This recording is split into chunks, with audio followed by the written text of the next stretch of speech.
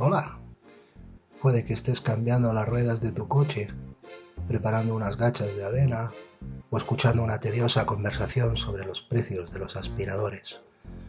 Si estás ahí, te doy la bienvenida a la Rapacalia, un espacio de medios modestos, casi absurdo, y sin temática definida, pero con una única y firme intención, que olvides tu soledad mientras escuchas las cosas que salen de mi cabeza. A cambio, he preparado café y pastel de zanahoria. Afuera está nevando y solo faltas tú. Vamos, ven.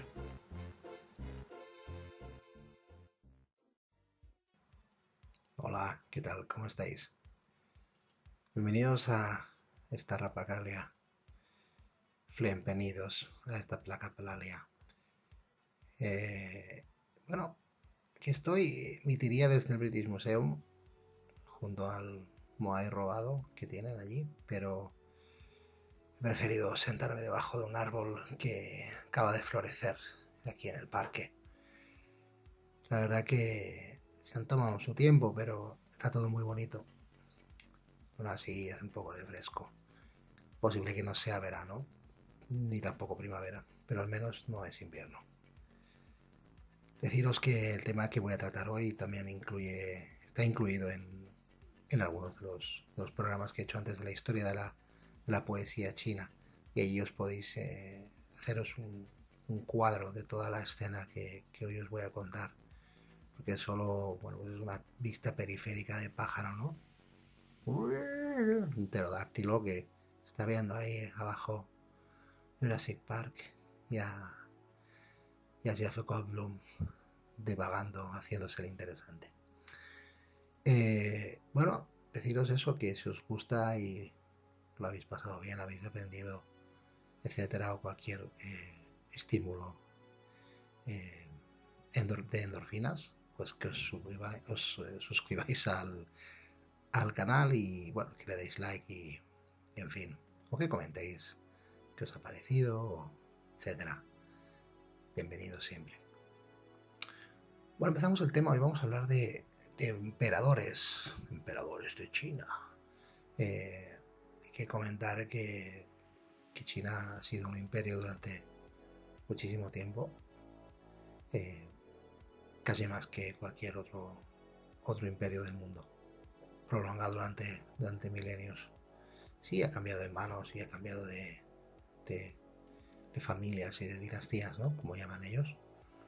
Pero bueno, y que es muy diferente a como nosotros entendemos el Imperio Romano o todos los otros imperios que ha habido, ¿no?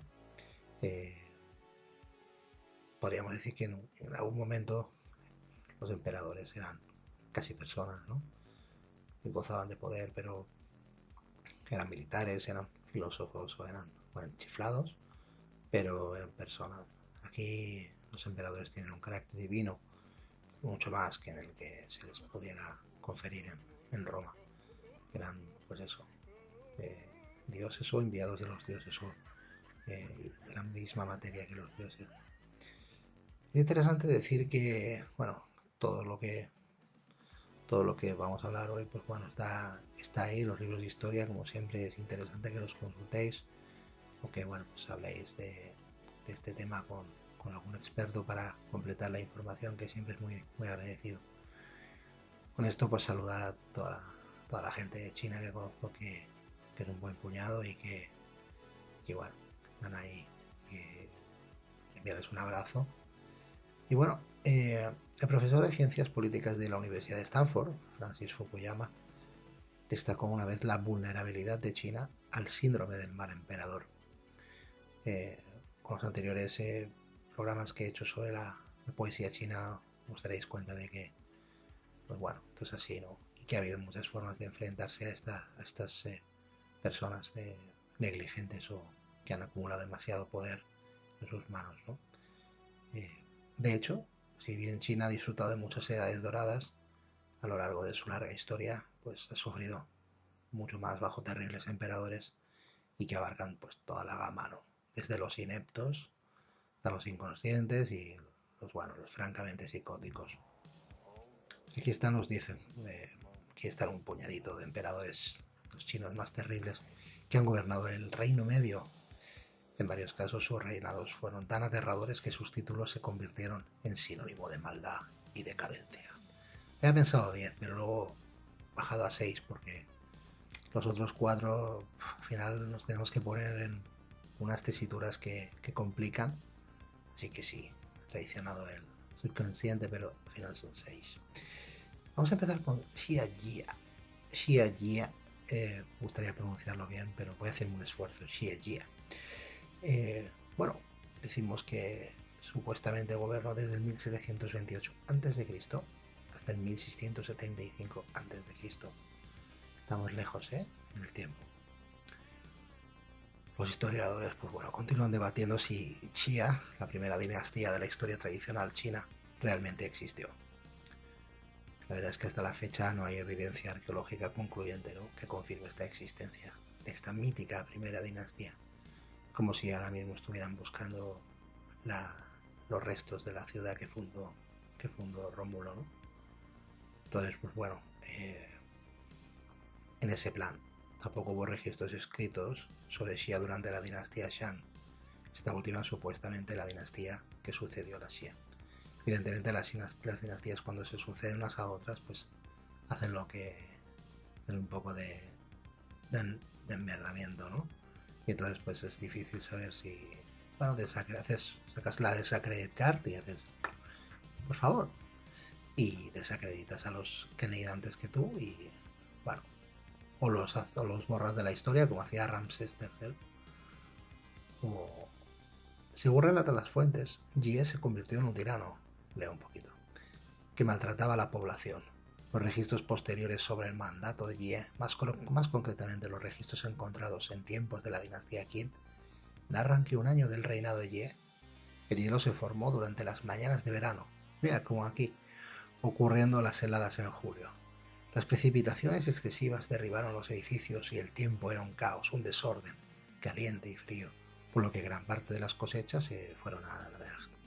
Algunos científicos correlacionan este acontecimiento con un invierno volcánico, posiblemente debido a la gran erupción minoica del año 1628. Tengo que leer un poco porque todas estas fechas y estos datos son imposibles de procesar, ¿no?, y de memorizar. Tampoco soy lorito, ¿no? Pero, ¿os acordáis de la que lió el volcán de Islandia hace unos años? Pues el volcán Tera en Santorini, pues lió una todavía más terrible. Parece ser que el mundo entero se sacudió y que hay, pues eso, constancia de muchas culturas que dejaron patente aquel fenómeno. La verdad es que, según los geólogos, dicen que fue una de las erupciones más violentas sucedidas durante los últimos 10.000 años. Así que no es una cosita de risa. Punto aparte, pues bueno, dicen que podría haber sido esta erupción volcánica la que provocó el hundimiento de Atlantis. Yo ahí lo dejo. Aquello fue visto como un presagio. La gente obviamente estaba esperando montarle la, pues eso, desmontarle la paradita allí. Pero bueno, encontraron este desafortunado suceso pues un pretexto, una excusa y una esperanza también, ¿no? A pesar de esto, muchos chinos pues creen en la existencia de Xia. Los historiadores dicen una cosa, pero la cultura popular dice otra. Y la verdad es que en su último, el emperador de Xia pues fue un tirano de pesadilla. La verdad que supuestamente Xia Ji era un hombre excepcionalmente cruel, muy intolerante con las críticas y obsesionado con el sexo, el lujo y el entretenimiento. Aún así, gobernó durante 31 años. Y cada año está documentado y comentado. Así que bueno, tan falsito no será que existiera, ¿no? Entre sus numerosos delitos se incluyen el agrado de montar a sus consejeros como caballos, así como la construcción de un lago de vino lleno de hombres y mujeres desnudos para su consorte favorita. La verdad que, bueno, el loco este hizo que 3.000 hombres y mujeres se bañaran y que secaran el lago, ¿no? Pero bueno, la mayoría se ahogaban, borrachos, y no podían alcanzar la orilla y se quedaban ahí. Según los los registros de la dinastía que vienen varios siglos después, el horrible gobierno de Xie finalmente provocó que muchos de los reinos sobre los que tenía soberanía se reunieran bajo el reino de Shang. Bueno, esto ya sabéis, no es algo nuevo en la historia. Les pasó a los aztecas, que les explotó la patata caliente en la cara, y les pasó a otras culturas que de la zona y de otras zonas y de otros mundos, ¿no? Otras culturas, de otras civilizaciones que, pues bueno, cuando teníais sometidos a otras culturas, pues los pueblos se produce una rebelión y el que llega de fuera y les ofrece lo mejor, pues bueno, debe ser complicado, ¿no? Debe ser en esa tesitura. Así que sí, el reino de Shang unió a todos los pueblos descontentos y, bueno, pues derrocó a este Xie. A ver, después de muchas batallas, Tang, el rey de Shang, derrotó a Xie y estableció la dinastía Shang, que es muy conocida. Xie a partir de entonces se convirtió en una metáfora de la literatura china. Y bueno, los chinos emplean esta metáfora de Xie como diciendo, bueno, esto ya Xie se tiene que acabar. Quieren hacer referencia con esto pues a un gobierno tiránico o a una situación que es completamente injusta o desproporcionada, ¿no? Si pensáis que le pasó algo una vez que lo depusieron al tipo este, pues las crónicas no lo dejan claro. Dicen que lo liberaron una vez que el nuevo gobierno ya estaba en marcha. Así que bueno, parece que no le fue mal, al final. Di Xin, del reino de Shang, also known as Zhou. Hemos dicho que el reino de Shang vino después, pero bueno, este chico, este señor, reinó del 1075 a.C. hasta el 1046 a.C.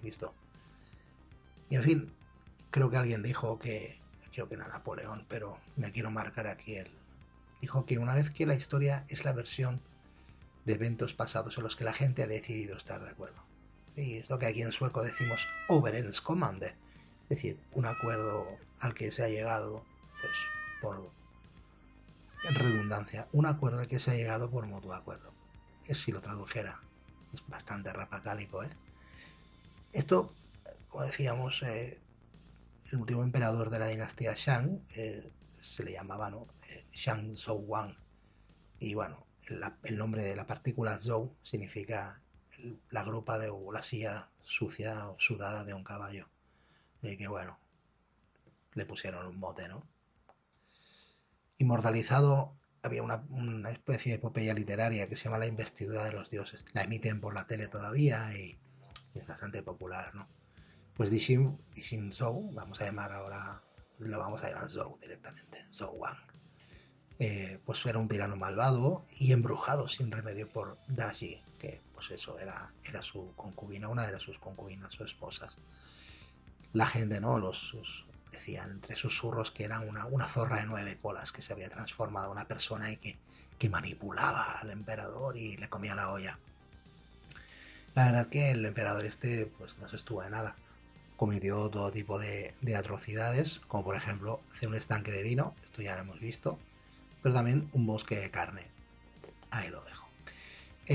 También hizo un lago pues lleno de todo tipo de manjares, un lago de comida, y una isla en la que colgaban brochetas de pues eso, de pollo, de lo que fuera, ahí en los árboles de pato, y también torturaba cruelmente a sus ministros cuando estos criticaban sus acciones, o incluso sus propios familiares. Se cargó a unos tíos suyos y tal, porque le dijeron que, mira tío, que estás como una chota, te van a deponer, ya ha pasado antes, puede pasar otra vez. Tú haz lo que quieras, pero somos tus tíos, te queremos, te compramos la mona de Pascua, pórtate bien. Pero bueno, el tío no, el señor Di Xin, pues bueno, los torturó y le daba igual todo. También, pero supuestamente, ideó varios métodos de ejecución tortuosos.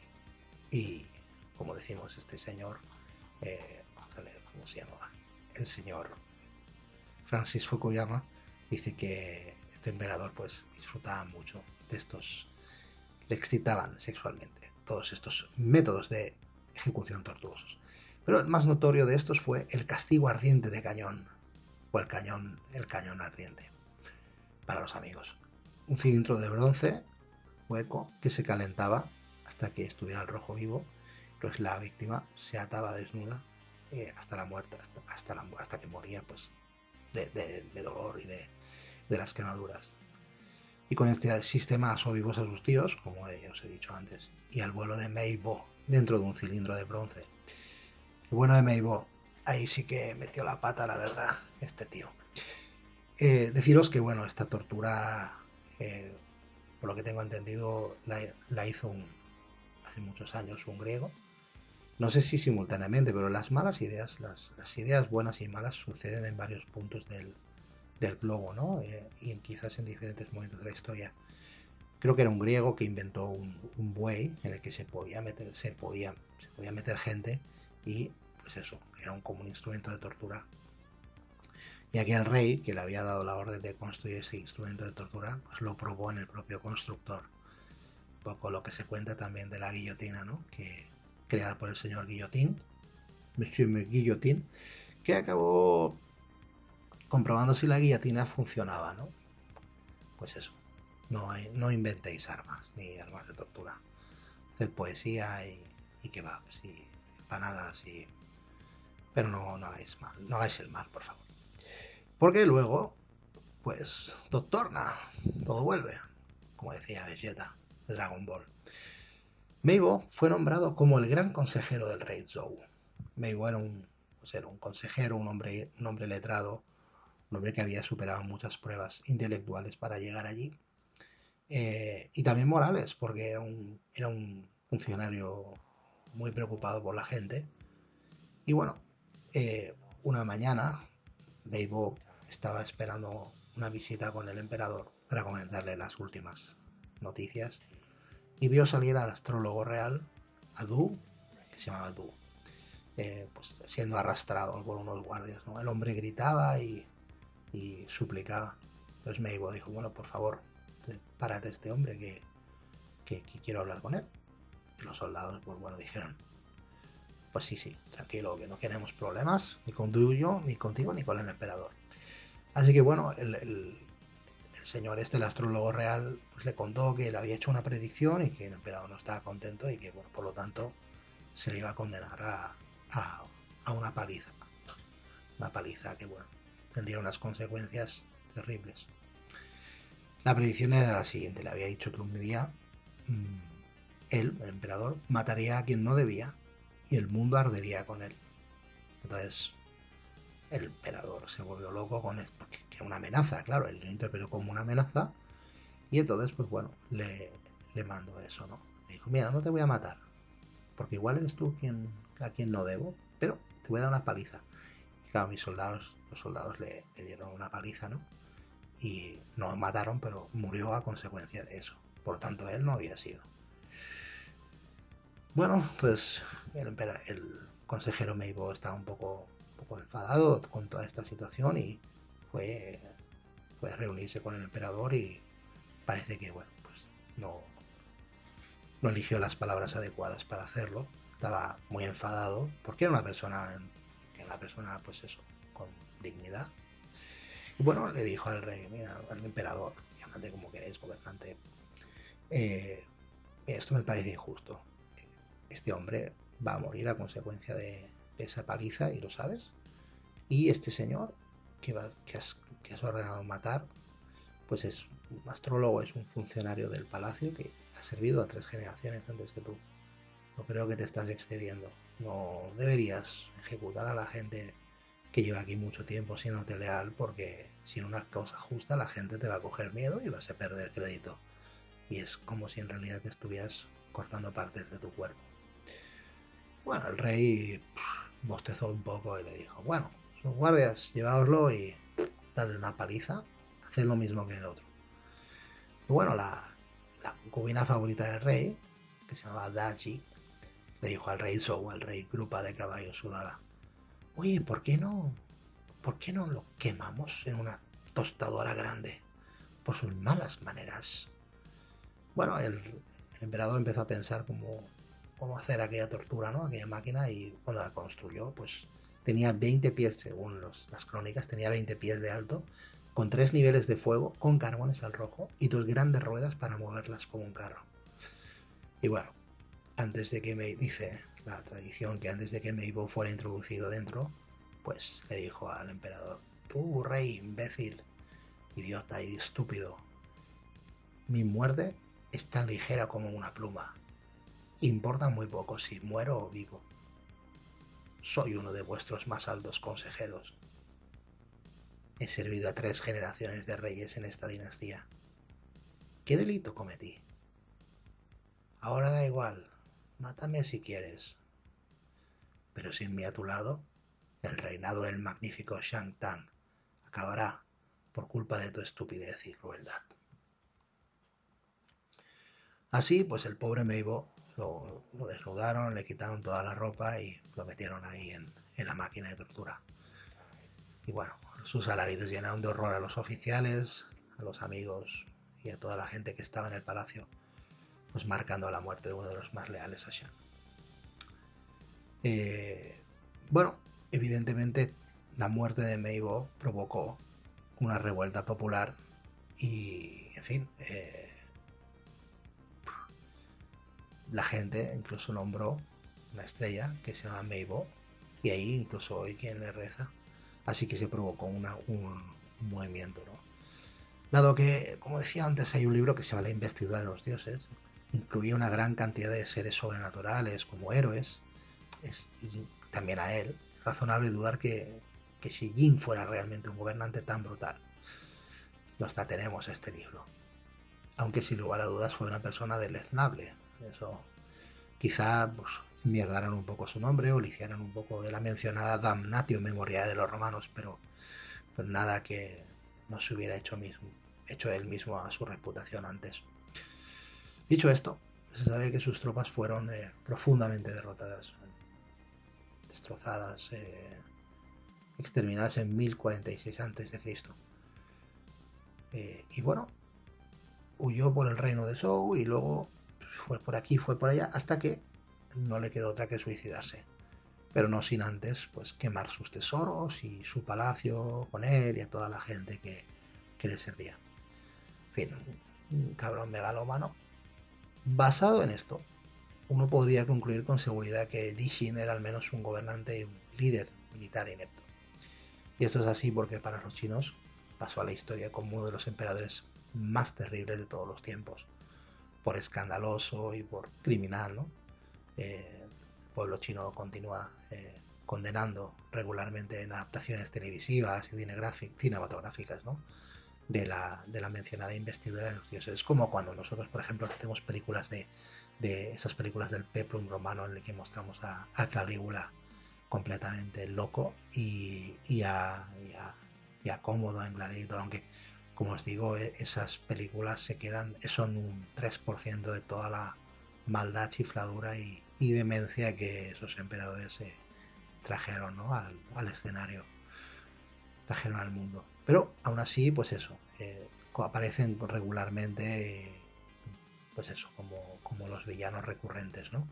Y en este caso el villano recurrente pues suele ser Zhou en las películas así, en los peplum chinos. Y estáis preguntando, bueno, este también hizo un lago de vino, ¿no? Sí, la verdad que Xia Jie y Di Jin construyeron lagos vinícolas ambos. Pero bueno, las similitudes históricas llevaron, pues eso, son especulaciones académicas, ¿no? Porque puede que sean exageraciones de los políticos de la dinastía Zhou, con el propósito de justificar aquel cambio que se produjo.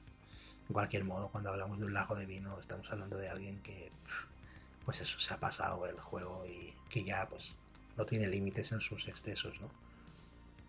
No podemos olvidarnos que Calígula construyó un barco, un barco terrible, o sea, una completa, o sea, un lujo, ¿no? Una especie de, como diríamos ahora, un transbordador, pues eso, un resort, y pasaba ahí los días y tal. Nerón hizo otra cosa parecida, así que bueno, todo esto no tendría que venirnos nuevos, ¿no? Pero esto es multiplicado por 1000, pensadlo. Luego viene Zhou Yo Wang. Es su nombre real es Gongsheng y reinó del 781 a.C. al 771 a.C. Pues eso, 10 añitos. La verdad que Gongsheng fue el 12º gobernante de la dinastía Zhou occidental y aparte de su notoria historia de amor, pues se sabe poco de él. Bueno, os voy a contar la historia de amor porque, mira, en 779 conoce una de las consortes que se llama Bao Si.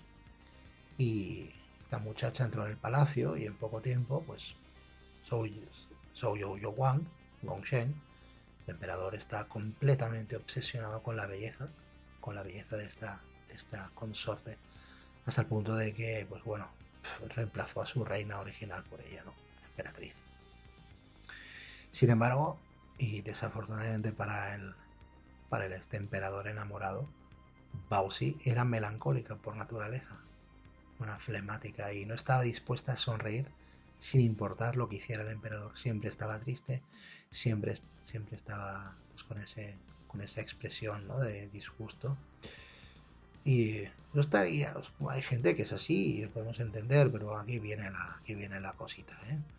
Finalmente, Zhou Youwang, el emperador, experimentó con una broma, era una bromita, de encender balizas de advertencia en tiempos de guerra y engañar a sus nobles para que pensaran que los bárbaros estaban invadiendo la capital. Bueno, pues ya sabéis, como en el Señor de los Anillos, ¿no?, que encienden las almenaras y pues se va iluminando y mira que vienen los hunos, que viene tal, que viene cual, que vienen a traernos el correo. Y así pues encendían todas las almenaras pero él lo hizo como una broma.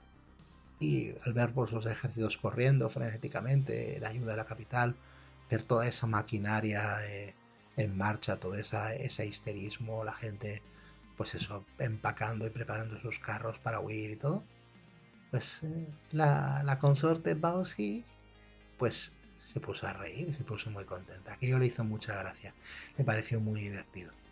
Pues si eso le pareció divertido, ¿cómo sería de fácil volverla a hacer reír, ¿no? Así que bueno, los nobles estaban completamente indignados porque habían sido puestos en alerta máxima, pues por una payasada, ¿no? Y le dijeron al emperador que no lo volviera a hacer, que aquello no era una broma, porque bueno, pero en una última instancia, en una puesta en escena oriental de la historia de Pedro el Lobo, el emperador y Bao Si planearon una forma todavía más chiflada, ¿no?, de hacerlo, y sí, volvieron a ponerla todo el mundo en alarma y tal cual, pero en esta vez ningún soldado, nadie vino a acudir, esto es real, nadie fue a acudir a la llamada, cuando los bárbaros sí, en realidad los bárbaros sí atacaron la capital.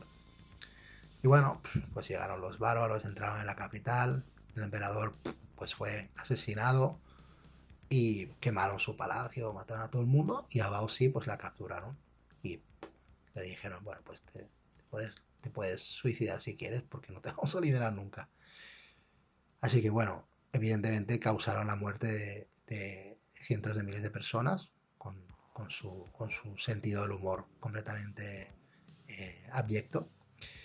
Y bueno, después de que la dinastía Zhou, la dinastía imperante, recuperara el control después de aquel ataque a la capital por parte de los bárbaros, pues la trasladaron permanentemente hacia el este, hacia Liaoyang. Y así, pues la dinastía de Zhou occidental desapareció para siempre, ¿no? Era como un imperio romano de Occidente y de Oriente que se dividieron, ¿no?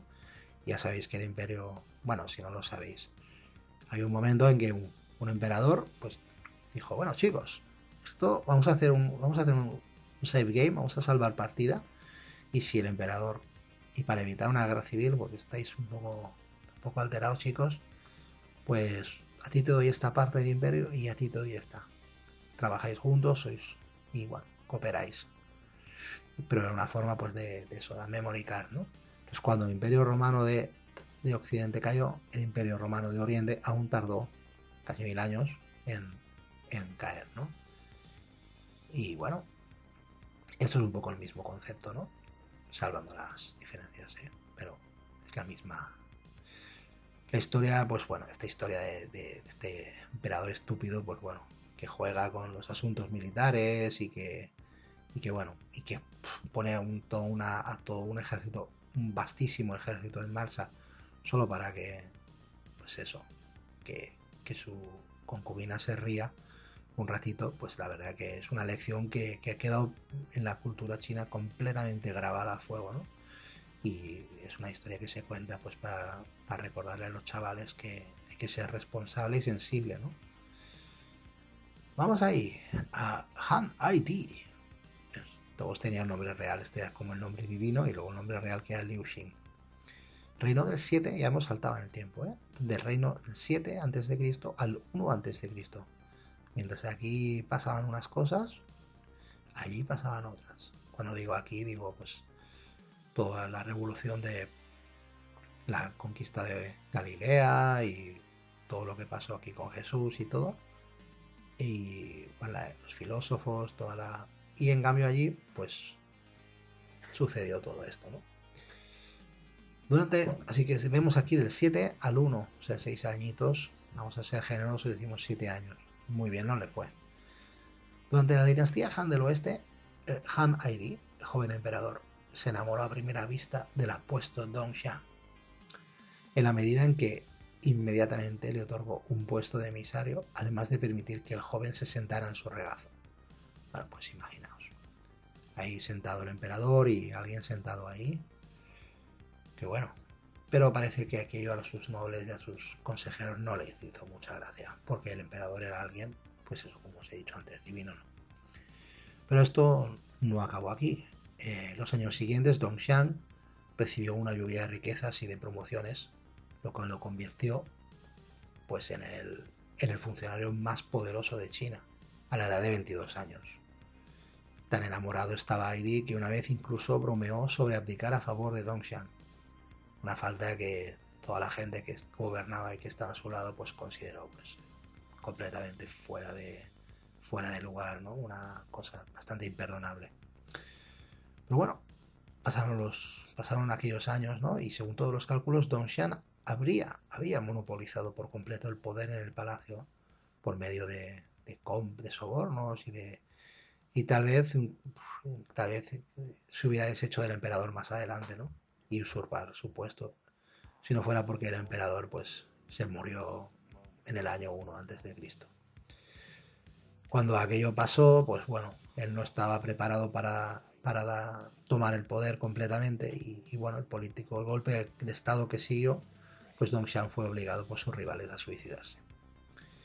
Esto pasó un poco pues con Adriano, que también tenía un efebo, un amante, y que pues también el muchacho pues falleció en el Nilo, ¿no? Ahogado.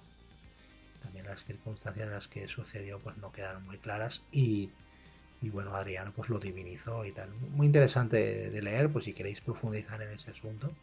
Como veis, las personas somos personas en todas partes y en todas las culturas y en todas las épocas, ¿no? Y en todas las épocas pues hay situaciones que se repiten o que son parecidas o que se pueden utilizar como contexto, ¿no? Pues bueno, la famosa historia cuenta que esto es como viene toda la historia que se cuenta normalmente, ¿no? En China, que dice que el emperador se despertó y encontró a Dong Xian tan profundamente dormido que en su manga, ¿no? Que para no despertar a su amante, pues el emperador se cortó la manga antes de salir de la cama, ¿no? Y ahí la dejó. Entonces se le dice pues hacer la manga o hacer la manga cortada, se le llama a este gesto. Voy a llamarle pasión de la manga cortada, que es lo que se dice pues una forma velada cuando a alguien se le está yendo la tarrina por alguien que no está bien, alguien inadecuado, ¿no? No salgas con que es el príncipe de Bel-Air, niña. Ahora que quiero. Y bueno, pues es de destacar que en comparación con otros terribles emperadores chinos que he mencionado y que mencionaré, pues Han Ai-Di no era particularmente perverso ni opresivo. Era simplemente un joven tonto que estaba enamorado.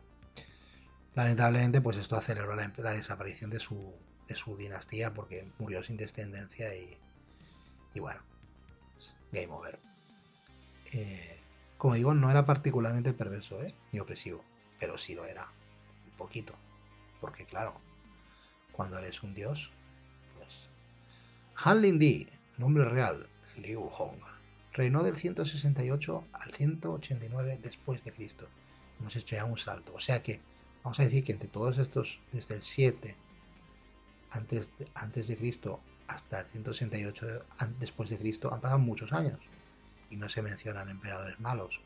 Así que, ojo, que alguno tuvo que hacerlo bien. Aquí tenemos que reconocer como Marco Aurelio, por ejemplo. Saludos, Marco Aurelio, donde estés. Envío un abrazo. Y otros emperadores. Sí, de ahí una vez hablé contigo y me dijo, Caracalla es mi emperador favorito. Yo digo, sí, porque concedió a todo el mundo la ciudadanía romana y todos eran iguales. Y también asesinó a su hermano. Pero bueno, claro, es que cómo juzgar a esta gente, ¿no? Con tanto poder. Evidentemente podemos juzgarles desde nuestra... Pero cómo los juzga la historia es diferente, ¿no? Han Lingdi fue el 12º emperador de la dinastía Han del Este, disoluto por naturaleza. Palabra disoluto, apuntadla. Descuidó los asuntos estatales y se complació en exceso con las mujeres. Peor aún, la corte llegó a estar dominada por eunucos durante su reinado, siendo el peor de ellos el odiado Sanran. Bueno, este señor Fukuyama, pues en su artículo. Para financiar, y la verdad es que para financiar este tren de vida, ¿no? Pues el emperador empezó a subir los impuestos a la gente. Esto siempre es una mala idea, ¿no? Si es jugad Civilization, no subáis los impuestos, por favor. Dejad a esa gente en paz. Y bueno, pues cada vez la gente, pues claro, decimos que moría y que moría de hambre. En China ha habido unas cuantas hambrunas documentadas. Hambrunas, pues bueno, con todo tipo de atrocidades que ya os podéis imaginar. Y bueno, este propio emperador se le conoce como el emperador más corrupto de la historia del imperio chino, porque aprobó, difundió y creó la práctica de vender cargos políticos por dinero, ¿no? Y esto, pues bueno, dañó irremediablemente la integridad de su dinastía. La dinastía que hemos dicho que se desplazó hacia el este, pues dijo, pues esta dinastía también se fue a la porra. Pues bueno, la corrupción. Sin sorpresa, pues las acciones de Han Lingdi se convirtieron en los principales catalizadores de la dinastía Han del Este, 31 años después. Sus espantosas políticas enfurecieron y empoderaron a varios señores de la guerra y facciones políticas, sobre todo a la gente que estaba hasta los... Y estalló un conflicto abierto entre estas facciones poco después de la muerte de Han Lingdi. O sea que el emperador murió tranquilo, de viejo, y cuando ya había muerto, estalló una guerra civil. Y bueno, como resultado de la posterior toma de poder, China se fragmentó en tres, como ya sabéis. La era de los 3 reinos combatientes. Nunca han hecho una gran película sobre esto, pero yo creo que es material de cine. No sé si habéis visto El Acantilado Rojo, que es una preciosidad de película, pero yo creo que la historia de China está llena de episodios fascinantes y intentaré traeros algunos cuantos aquí. A mí particularmente la historia de China me trae completamente de cabeza porque es tan rica y comprende pues de todo. Héroes más allá de lo que... Héroes completamente desconocidos en Occidente, ¿no? Gente que diríamos, qué guay eres, tío. Me voy a tatuar tu nombre, me voy a tatuar aquí tus letras en el pecho. Pues eso, como héroes, como podríamos decir. Queremos salvar. Comparaciones son odiosas, ¿no? Pero gente que, pues eso, que hizo que cambió el mundo, ¿no? La faz del mundo, como por ejemplo Espartaco o eso, ¿no? O Aníbal, ¿no? Que desafió Roma, pues eso, cántaros ese punto de esa gente que se atreve a... O sea, en China sucedió, ¿no? Y también pues gente malvada, gente de todo tipo, y como también los pretorianos, Tigelino, Nerón, todo eso. Y pues eso, estaba pues no unas contrapartes, sino otras cosas que complementan ese aspecto del ser humano que tampoco, que no conocemos muy bien. Porque somos culturas muy diferentes, ¿no? La cultura cultura china y la cultura, pues eso, pues española o europea, pues tienen unas grandes diferencias, pero al mismo tiempo lo que he dicho antes, que todos somos personas y tenemos esos sentimientos y esas cosas que nos mueven de la misma forma, ¿no? Sí, en fin. Así que bueno, este emperador de Fulanete, mal emperador, mala persona, malaje, ¿no? Como dicen, pues cientos de miles de chinos murieron en décadas consecutivas, ¿no? De continua guerra civil. 60 años de guerra, podéis imaginar, en los que pasó de todo, ¿no? Y en los que, pues, como ya os he hablado, ¿no? De Levi y de todos los Menjaorán y de todos los poetas, ¿no?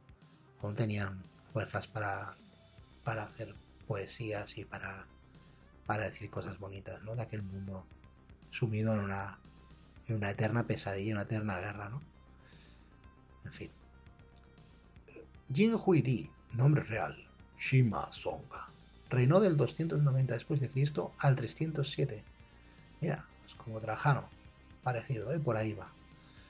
En 280, después de 60 años de guerra civil entre Cao Wei, Shu Han y Shun Hu, China se reunió una vez más bajo la dinastía Jin. Así que los Jin, la familia Jin, consiguió derrotar o llegar a un acuerdo pues, con los tres reinos combatientes e imponerse a ellos, ¿no? Y aquí pues gobernar. Y bueno, la paz no duró mucho, que después de 10 años estalló la devastadora guerra de los 8 príncipes. Esto creo que sucedió en el año 291 y el conflicto intermitente pues continuó hasta el año 306. Así que este nuevo imperio se debilitó todavía más. No había paz, pero sin embargo el imperio estaba ahí, estaba estable y se mantuvo. La guerra de los 8 príncipes sentó a su vez las bases para la invasión de las 5 tribus bárbaras del norte de China. Pues ya sabéis, la muralla y todo eso. La invasión terminó con Jin perdiendo sus territorios del norte, que tuvieron que renunciar. Hasta su desaparición la dinastía Jin nunca recuperó esas tierras. Así que bueno, en la superficie, esta rápida desintegración del reino de Jin pues podría atribuirse a Jin Du-hee, el segundo emperador de la dinastía. Así que Jin unifica todos los 3 reinos, se enfrenta a una guerra civil, gana. Pero luego viene Jin Huidi, este segundo emperador. Desesperadamente distante, un tío que, y no, según dicen las crónicas, no era apenas inteligente, nada inteligente. Pasó su reinado manipulado pues, por la emperatriz, por regentes, por parientes, y murió misteriosamente a principios del 307 después de Cristo. Era, pues bueno, como ejemplo de su estupidez, pues por ejemplo, dice una vez preguntó a su corte que si los campesinos se morían de hambre por falta de arroz, porque no simplemente comían gachas de carne, ¿no? Así que bueno, los historiadores modernos, después de muchas investigaciones, han acabado por simpatizar con Jin Huidi, porque concluyen que es muy probable que tuviera alguna discapacidad intelectual. Si eso fuera cierto, pues de todos los terribles emperadores chinos en esta lista, Jin Huidi pues sería el único que no es despótico, disoluto o malvado por naturaleza, sino que bueno, pues estaba manipulado y probablemente pues lo que decimos, ¿no? También se podría considerar a su padre Jin Wudi como el verdadero culpable de la rápida desintegración de ese reino, de esa dinastía, y al mismo tiempo de las acciones de su hijo, porque su hijo no era responsable realmente, no se podía hacer responsable de aquellas acciones, ¿no? Que ni siquiera él era capaz de comprender y de ordenar. Se dijo que estaba al tanto de la condición de su hijo, pero decidió ignorarla por temor a que sus hermanos reemplazaran su linaje. Si se descubría que el chico no pues tenía una discapacidad intelectual, era muy probable que sus tíos pues se quisieran anteponer, ¿no? Y aquello habría dado lugar a otra guerra civil o bueno, en fin. No me gustaría acabar este espacio, esta rapacalia, sin mencionar a Qin Shi Huang. el autoproclamado primer emperador de China. Autoproclama. Pero ojo, se autoproclama emperador de China cuando tiene 13 años y gobierna hasta los 49, desde el 247 hasta el 210 a.C. Lo incluyo pues en el programa, pero dejo a vuestro criterio la manera en la que vais a juzgarlo, ¿no? El historiador Sima Qian, que es como nuestro Polibio, o sea, uno de los primeros historiadores que empiezan a tomarse, a sistematizar la documentación historia y a narrarla, ¿no? Con un método. También escribió que el primer emperador fue enterrado en un túmulo como nunca se había visto, ¿no? Con maquetas de palacios, pabellones y oficinas, así como con finas vasijas, piedras preciosas y otras rarezas valiosas. No de la misma forma que lo hacían los egipcios, o no lo sabemos. No sabemos si existía ese deseo de la ultratumba, pero bueno, yo al menos no lo sé.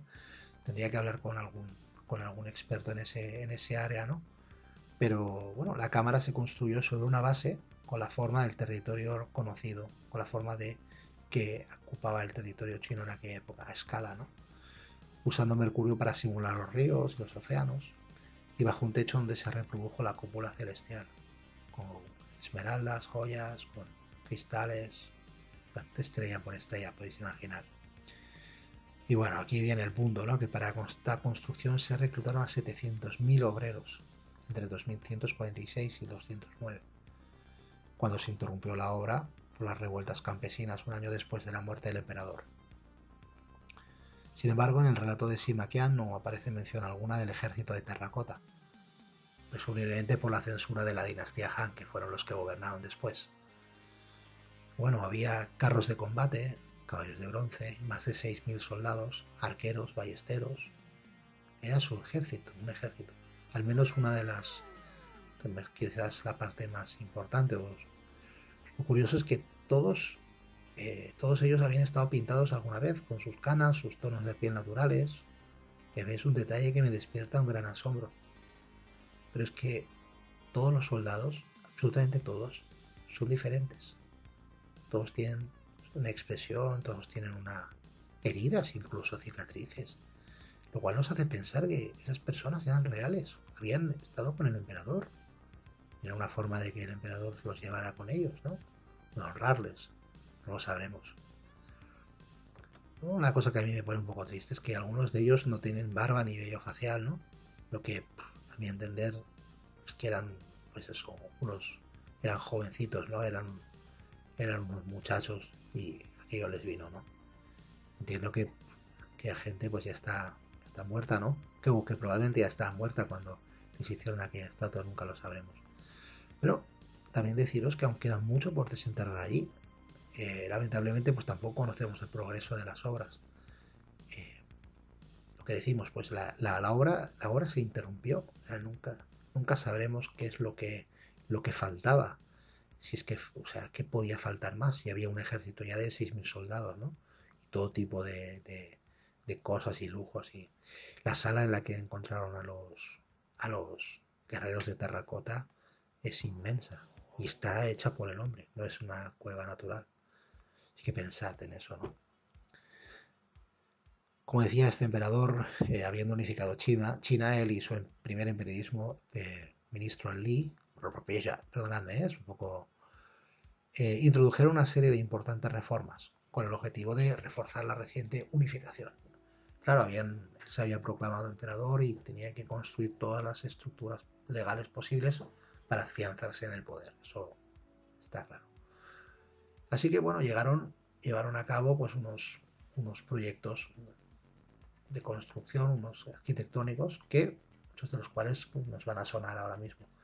Así que se creó lo que eran los cimientos, las bases de la Gran Muralla China, por ejemplo, que luego se construyó, se continuó y que pues ahora mismo pues es una de las grandes maravillas. No se conservan todos los trazos, todos los tramos de la muralla china, pero se conserva una gran parte.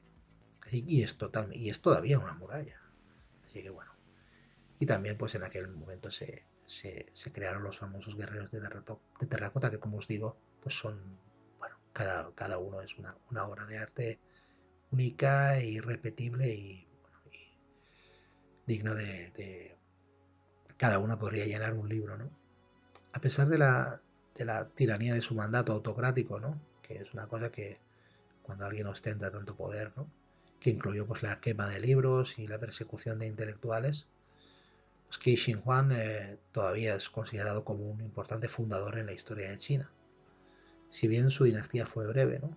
Colapsando poco después de su muerte, su labor unificadora dio inicio a la China imperial, que se desarrollaría sin interrupciones por más de 2 milenios hasta la caída de la dinastía Qing en 1912.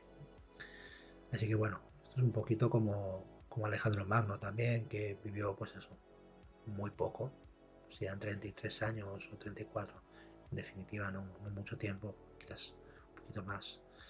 Y bueno, conquistó una gran porción de aquel mundo de aquella época y al morir pues todos sus lugartenientes se repartieron los restos, ¿no? No sucedió así con el emperador, con el primer emperador, con Qin Shi Huang, pero bueno, las dinastías fueron cambiando durante los siglos y las dinastías no volvían atrás. Cuando desaparecían, ¿no? Llegaban otras y así, pues bueno, la Qing fue la última. Y bueno, el tema, pues como os digo, abarca tantos miles de años que quedan muchas cosas por contar, pero bueno, muchas de ellas estaré esperando en las bibliotecas, en los podcasts o vuestro panadero de confianza. Me gustaría enviaros un fuerte abrazo y aprovecho la ocasión para saludar a Se Vienen Cositas, que podéis seguirle en Instagram y que es quien generosamente me diseña las portadas, las portadas que tengo, ¿no? Se Vienen Cositas, como que incluye la palabra shit, que yo creo que era lo que a él le hacía más ilusión, pues seguirle porque es un artista, bueno, de los pies a la cabeza. Luego pues saludar a mi mamá y a la gente que me escucháis desde todas partes del mundo. Me he enterado de que hay unas personas de Okinawa que me envían saludos. Pues bueno, chicos, os envío un abrazo.